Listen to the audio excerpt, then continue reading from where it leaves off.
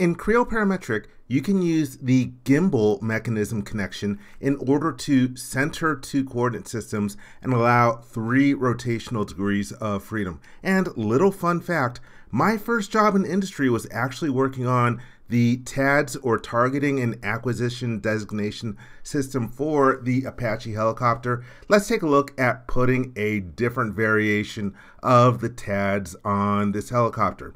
Here I have my assembly. I've got a skeleton model. That's what you see here. Let's click on the Assemble button, and I'm going to grab the new targeting system. I'm just going to drop it over here in space. We can display it in its own separate window if we want to. Now, to use the gimbal connection, you're going to go to the user-defined drop-down list. Near the bottom here, you will see gimbal. This is actually one of the newer connections. I think it was added probably about 10 years ago or so. So I will choose gimbal. Right now, the connection definition is incomplete. If I go to the placement tab, you can see that it's looking for 2 coordinate systems. So I can select this coordinate system from the assembly, and to make it a little easier, maybe I'll select this coordinate system from the accessory window. And I select that, and it puts it in here. And right now it's facing the wrong direction, it's oriented the wrong way. So while I am still in the component placement dashboard, I can use the drag icons to, or actually the 3D dragger, to make it more aligned with how I want it to be. If you take a look here, there's nothing you can do to set up the alignment or the 0 references. That's not provided with the gimbal connection.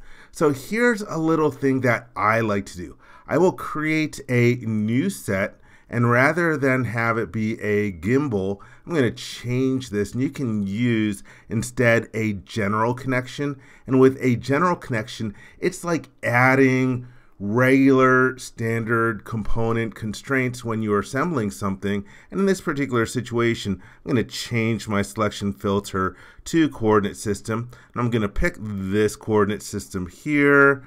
To make it easy to pick, I'll pick the other coordinate system out of the model tree. And right now it aligns the two. It says, hey, the connection definition is complete. This is a quick way that I'm using in order to get it aligned properly. But I don't actually want this general connection in here because it would leave me with 0 degrees of freedom. It wouldn't actually be able to move. And so right now I could select it and then delete it. Or another option is to disable the set. By disabling the set, it'll still be in here in case I ever want to go back to it later on in order to get it to this particular 0 location.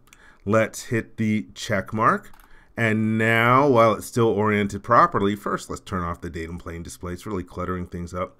There you can see the coordinate systems and its initial orientation. So I can use this initial orientation later on. I will create a snapshot. Let's go to drag components, and then I'm just going to hit the camera icon, and there I have my snapshot here. I could rename it if I want, but for my purposes, I'm just going to leave the default name over there.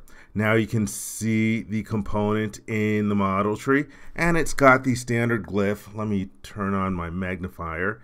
You can see that it's got the dot inside of a box. That is the symbol for a component that is assembled with a mechanism connection.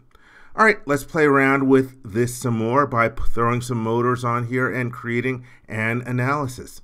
Let's go to Applications and then Mechanism. And here I am in here. If I expand connections and then joints, you can see the connection I have in here and 3 different rotational axes. Let me turn off my coordinate system display for a second. Here you can see the 3 axes that we're rotating about. And I want to do a little simulation where I'm just pretending this is taking up a scan. I want to move around the z-axis and then end up over here and then dip down and take a look at what's going on the ground. So let's start off by throwing in a motor, and I'm gonna see, let's see, first I'll do about the z-axis. If I select this rotation axis, that's the wrong one. There's the y-axis, that's the wrong one. Here it is, rotation axis 3, and then from the mini toolbar I can choose the servo motor icon. When we take a look inside of here on the References tab, you can see that it's got the 3rd rotation axis in here. The driven quantity is the angular position. Let's go to the Profile Details tab. Right now it is using a constant function. If I want to simulate a scan, I'm going to use a cosine function. In another video, I showed a cosine function for translation. This is going to be a cosine function for angular position. So here we have our coefficients. A is the amplitude. If you're unsure what the other ones are, just leave your mouse over the name of the function and you'll get the equation of motion. So it's the amplitude times cosine of 360 times t, which is the actual time in the analysis, divided by big T, which is the period. In other words, go through one cosine loop. And then there is B and C. One of them is like the phase, the other one's the shift. It helps me adjust it. And I'm actually going to use both in this particular case. All right, so I want this to scan between positive 90 and negative 90 degrees about the z-axis. So that means my amplitude is going to be a value of 90. And I'll enter that. Now let's take a look at what that will look like. Okay, so in this particular case over here, this means it's starting at a position of 90 degrees and then halfway through the run, then it'll be at negative 90 and then it'll be back up over here again. I want this instead to be shifted so that it's starting at 0 and then going through minus 90 plus 90. I want to shift this along over here, and so that's going to be by changing the value of B in the equation of motion. And so I'm going to play around in here. Let's just try plugging in 90 over here, hit the enter key, and you'll see that it automatically updates the graph. And this is what I want. It starts out at 0, and then it's going to go 90 degrees in one direction, traverse in the other direction, then come back over here. So I like that. That's all that I need to do inside of here for the first motor. Let's hit the check mark for that one. Now I'm going to create a motor so that when it gets about over here, it's now going to look down at the ground. And so taking a look at over here, that's going to be a motor about the first connection axis. So I will select that. And let's choose to create another servo motor. Oh yeah, by the way, one thing I want to point out is that when it rotates over here, it would actually be the y-axis in the current position, but when you're defining these different motors, it's going to be relative to sort of like the connection definition in its initial location. So that's why even though when it turns to the left like 90 degrees, it would actually be rotating about the y-axis, but when you're defining it, it's going to be in the connection definition orientation. That's just one thing to be aware of. All right, so let's select the first axis. Let's do a motor. And now let's go to the profile details. Again, I'm going to use a cosine function in here. And I want this to be plus or minus. I want to start out in position and go downwards 90 degrees and then come back up. Actually not 90 degrees, let's just do 45 degrees. I don't want it pointing directly downwards in here. I just want to go sort of like, what's 45 degrees? An eighth of a complete loop, whatever. Half of 90 degrees. So in that case, since I just want to go half of 90 degrees, that would actually correspond to 45 degrees over here. Now let's take a look at this on the graph. And the problem is that if I have it at 45 degrees, then it's going to be looking upwards plus 45 and then downwards minus 45. I actually want to shift this whole thing downwards. So let's actually change the C coefficient for the cosine. And so here you can see here, the C is a shift that's added to the value that's evaluated. Let's try minus 45 over here. And so now here it's going 0 and then down to minus 90 and then back up. And again, I said I only wanted to go to 45 degrees. It's going twice as much. So I need to change these values. Let's divide them by 2. 22.5. And let's do the shift, minus 22.5. There we go. That looks like what I want. Starts out at 0 degrees, dips down to look at minus 45 degrees, and then back up to horizontal. So that's good for my second motor. Let's hit the check mark. Now we are ready for an analysis. To create the analysis, you can click on Analyses in the mechanism tree, then use the new icon. And here we have the name of the analysis. I'm going to change the type from the old pre-2001 position solver to the true kinematic solver. And for the runtime, let's see, for this one over here, starting at 0, let's go to the Motors tab. And right now it's going to have both motors running the entire time.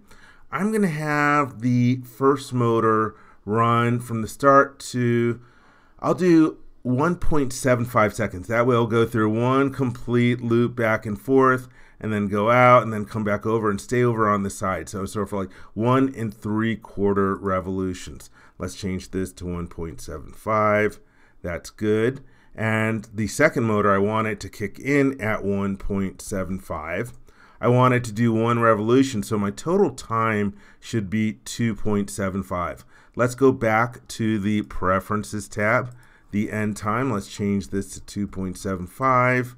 This frame rate is way too low. Let me see that. Let's say I want to do have a frame for every degree in a second. Let's do a frame rate of 90. Oops. Make sure. There we go. 275. That looks good over there. Let's change the initial configuration to use my snapshot. I'm not going to lock any entities in here. Let's now run this. There we go. Let me click the OK button, and we can take a look at the playback to do this much slower. I will select the analysis definition in the playbacks. Let's hit the play icon. And now here we have the animate dialog box. I'm going to do it at a very slow speed. I'm going to make it a little slower than the default and hit the play button. And there you can see it traversing to the right to 90 degrees, traversing now to the left side, or what's that, port side if you're talking about ships.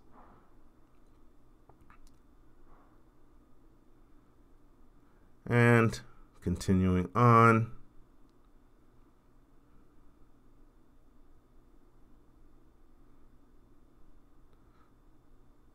And now in the second rotation, it's going to go out to 90 degrees and stop. And now when it's stopping, now it's going to start traversing downwards in order to look at what's below. And so that way I am using these motors in order to simulate the gimbal motion. Let's crank that up a little bit. And it's just playing on a loop, going over and over again.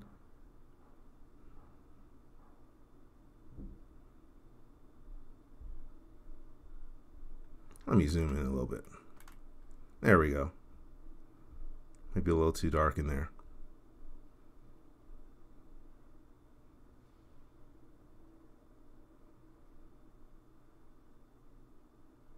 And so that's how you can use a gimbal mechanism connection with snapshots, motors, and a kinematic analysis. I hope you enjoyed this video. For more information, please visit www.creowindchill.com. If you learned something from this video, please give it a thumbs up. And if you like this video, please click the subscribe button and ring the bell to be informed when new videos are uploaded.